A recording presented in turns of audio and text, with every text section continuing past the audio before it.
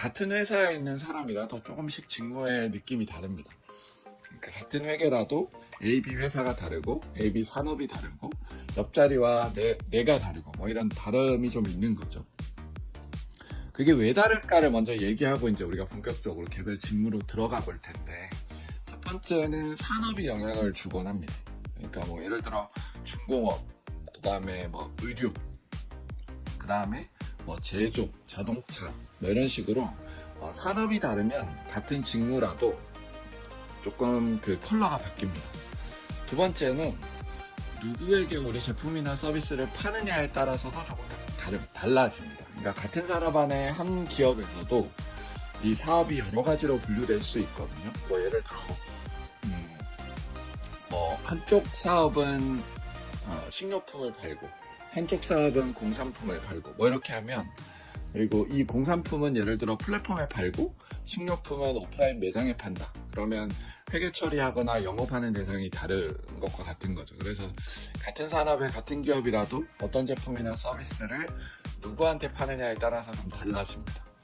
그리고 세 번째는 이제 기업이 성장하는 과정에 따라서 직무가 좀 달라집니다. 아주 초기 기업, 그러니까 스타트업 중에서도 스타트업, 그러니까 뭐라고 할까요? 막 설립된 지 얼마 안 된 회사들과, 그리고 뭐 시제품이 나온 회사들, 시장에 진입한 회사들, 뭐 이런 회사들 따라서 안에 있는 직무가 조금씩 달라지는 거, 이게 굉장히 중요하고, 이게 이제 여러분이 나중에 직업을 구하고 그 직업에 해당하는 직무를 실제 구할 때 어떤 회사를 선택해야 되냐에 굉장히 중요한 영향을 줍니다.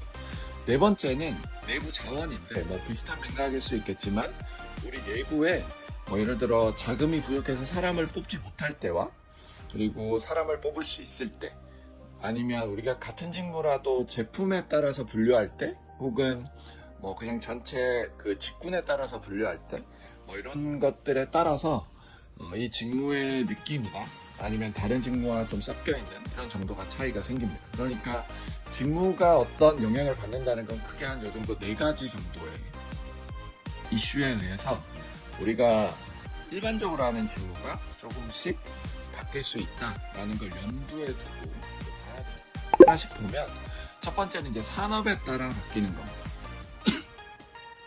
산업이 뭐 여러 가지가 있죠. 반도체, 뭐 의료, 아까 얘기 드린 대로 뭐 이렇게 되게 많이 있는데, 그 중에 좀 직관적으로 유통산업에 대해서, 유통산업을 기준으로 이 직무들이 어떻게 조금씩 바뀌는지를 한번 설명을 해볼까 합니다. 백화점과 마트가 이제 유통산업 안에 하나의 그 카테고리를 만들고 있죠. 백화점 마트에 들어가면 신세계, 롯데, 현대, 갤러리아, AK 백화점 같은 것들이 있고, 또 이마트, 롯데마트, 그리고 이제 곧 뭐 없어질지 어떨지 모르겠지만 홈플러스 뭐 이런 게 있습니다. 뭐 그 밖에 또 중소형 마트들이 쭉 있죠. 그래서 이제 이렇게 하나가 있다고 구분을 해두고, 또 하나는 온라인 플랫폼입니다. 우리가 뭐 말 많고 탈 많은 쿠팡, 그리고 컬리 이런 것들이 있고, 또 쿠팡과 컬리와 조금 맥은 달리하지만 어쨌든 온라인에서 사업을 하는 네이버 쇼핑이라는 곳도 있고, 앞에 봤던 그런 백화점이나 마트가 온라인에 진출해서 물건을 파는 롯데몰, 또 회사의 자사몰 같은 것들이 있습니다. 세 번째는 편의점이죠. 뭐 많이 가는 편의점, CU, GS 같은 데. 이렇게 이제 크게는 유통산업 안에 백화점과 온라인, 편의점, 이게 이제 각각 믹스되어 있죠. 그러면 예를 들어 회계 같은 경우에는, 백화점 같은 경우에는 아시겠지만 부동산과 되게 비슷합니다. 그래서 입점하는 업체들에게 월세를 받는 느낌이에요. 뭐 매출에 따라 수수료도 받지만 입점하는 거에 대한 대가로 수수료를 받죠. 뭐 매출의 몇 프로, 뭐 이런 식으로 받습니다. 그렇게 했을 때 우리가 이 회계에서 잡는 어떠한 계정이 있겠죠. 회계는 뭐 예를 들어 매출을 인식할 때 뭐 제품을 팔거나 수수료를 받거나 뭐 이런 식으로 해서 매출을 인식하는데, 여기는 그 일정 비율의 수수료가 매출이 됩니다. 이마트도 뭐 비슷할 수 있고요. 뭐 만에 하나 재고를 우리가 받아서 판매하는 형태가 있다 그러면 또 다른 게 있겠죠. 인사도 비슷합니다. 인사도 직무 자체가 여기는 영업관리가 있고, 또 판매하시는 분들이 우리 회사 조직에 속하는 게 아니기 때문에 인사에 대한 업무 자체가 조금 구분이 될 수 있죠. 뭐 그런 식으로 회계, 인사, 마케팅, 기획의 특징이 있을 것 같습니다. 두 번째 이제 온라인 플랫폼인데요. 여기는 물건을 받아서 팔고 남은 그 어떤 차액이죠. 그러니까 입점했을 때 수수료와 혹은 물건을 받아서 팔고 남은 그 차액을 또 앞에와 비슷하지만 온라인에서 자리를 주면서 이제 판매를 합니다. 당연히 그 재고가 들어오는 것과 수수료를 먹는 게 다를 테고, 또 네이버 쇼핑 같은 경우에는 그런 입점 수수료는 없죠. 대신에 뭐 결제나 아니면 기타 광고 같은 것들 뭐 이런 걸 통해서 노출을 더 많이 하려면 광고비를 더 많이 내서 뭐 노출을 많이 되도록 해서 이제 수익을 내는 그런 형태가 있을 거고요. 뭐 자사몰 같은 경우에는 우리 제품을 파니까 재고를 받아서 판다라고 보면 온라인에서 똑같이 물건을 팔지만 어디에는 MD라는 직업이 이걸 모두 담당하고 어디는 영업, 어디는 뭐 사이트 관리자 뭐 이런 식으로 조금씩 다른 역할을 가진 사람이 앉아있는 경우겠죠. 그래서 이거를 이제 인사팀에서 관리를 한다.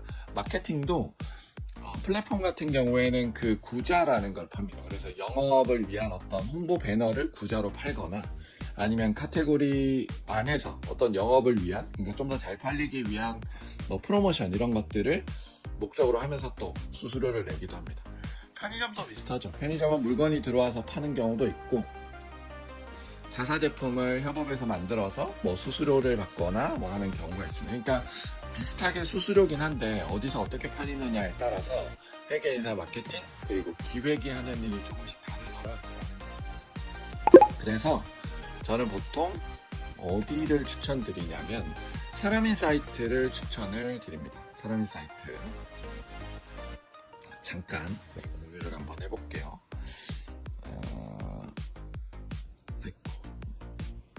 네.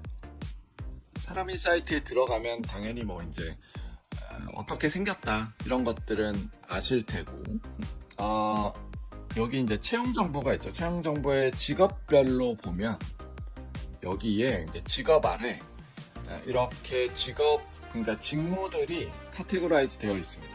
지금 대충 봐도 굉장히 많이 있죠. 뭐 20여 개 가까이 있는데 이게 왜 중요하냐면 오늘 하는 예를 들어 마케팅 홍보 조사, 그러니까 마케팅이라는 큰 카테고리의 내용을 둘러보면 그 여기서 하는 일과 전문 분야가 이렇게 이제 표시가 됩니다. 그러니까 직무나 직업은 실제로 여러분들이 마케팅 안에서 하게 되는 것들인데 광고 PD, 마케팅, 글로벌 마케팅, 기업 홍보 뭐 이런 것들이 있죠.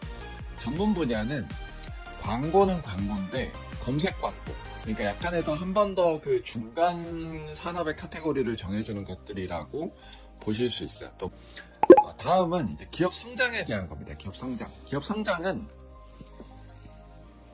기업이 성장하면서 직무가 조금 변한다고 처음에 말씀드렸잖아요. 그러니까 초기 기업은 사람이 없고 대부분의 일을 몇 명이서 나눠가지고, 그러니까 창업자가 3명이면 3명이 인사, 회계, 뭐 영업, 마케팅, 제조, 연구, 개발 뭐 이런 걸 다 하는 거죠.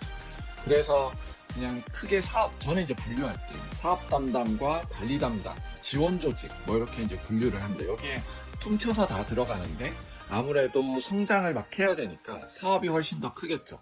비율로 봤을 때. 이제 조금 성장을 하면 직무가 조금 갈립니다. 그래서 영업제조 연구 같은 그 사업 담당에서 조금 분리된 직무들이 뭐 사람 단위나 팀 단위로 보이기 시작하고요.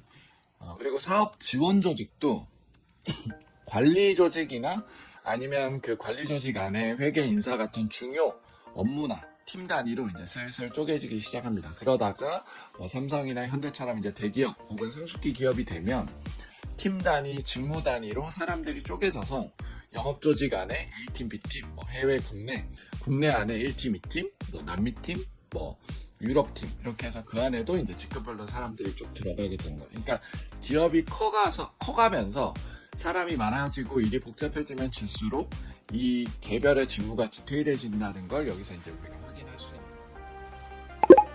네 번째는 안에 있는 자원을 쓰느냐 밖에 있는 자원을 쓰느냐가 이제 중요합니다. 그러니까 앞에서 제가 말씀드렸듯이 회사가 성장하면 다시 한번 화면을 보면 앞에는 초기 기업이고 사람이 부족하니까 이게 이제 좀 뭐라 그럴까요? 부족한 것들은 서비스를 구독해서 쓰기도 하고 아니면 뭐 급여 같은 경우에는 그 세무 담당자를 빌려서 빌린다는 표현이 좀 그렇지만 구독해서 그분들은 이제 월에 얼마씩 주고 세무 신고 같은 걸 하죠. 인사도 그렇고 또 마케팅도 대행사를 쓰고 그게 이제 점점 내재화됩니다. 그래서 초반에는 외주나 외부 프로그램을 쓰는 경우가 좀 많고요. 그리고 이제 회사가 좀 더 커지고 담당자가 많아지고 자원이 충분해지면 그들이 하위 조직처럼 들어가는 케이스가 많습니다. 그래서 인하우스에서는 관리를 하고 밖에 외주 회사들은 이걸 대행하는 형태로 가는 거죠. 대행업체가 굉장히 많죠. 뭐 세무도 있고 마케팅도 있고 법무도 있고 뭐 이런 것들이 쫙 심지어 제조도 대행을 합니다.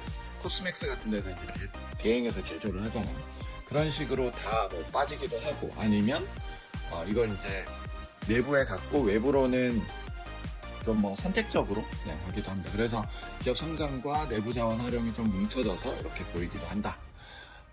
그런 내용입니다.